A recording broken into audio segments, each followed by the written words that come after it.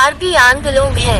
कार्बी आंगलोंग उत्तर पूर्व भारत का एक सुंदर लेकिन संवेदनशील इलाका है। इसका कुल क्षेत्रफल लगभग 10,434 वर्ग किलोमीटर है।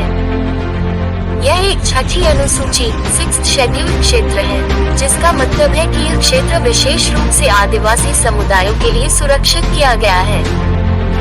इस क्षेत्र के लोगों को स्वशासन और अपने अधिकारों की रक्षा के लिए स्वायत्त परिषद ऑटोनमस काउंसिल की शक्तियां दी गई हैं। लेकिन आज यही कार्बी आंगलोंग कई समस्याओं से जूझ रहा है।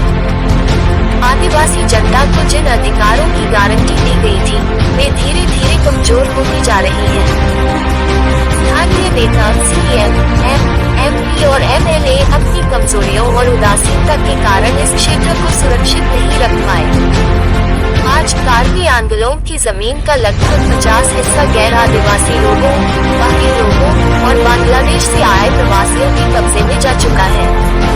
ये वही जमीन है जो केवल और केवल आदिवासी समुदाय के लिए थी। जब कार्बी लोग अपनी आवाज उठाने लगे, परिषद के नेताओं को बार बार चेतावनी दी, समझाया, निवेदन किया, तब भी कोई कार्यवाही नहीं हुई। नेताओं ने न केवल उनकी बातें अनसुनी की, बल्कि उन्हें डराने धमकाने की भी कोशिश की।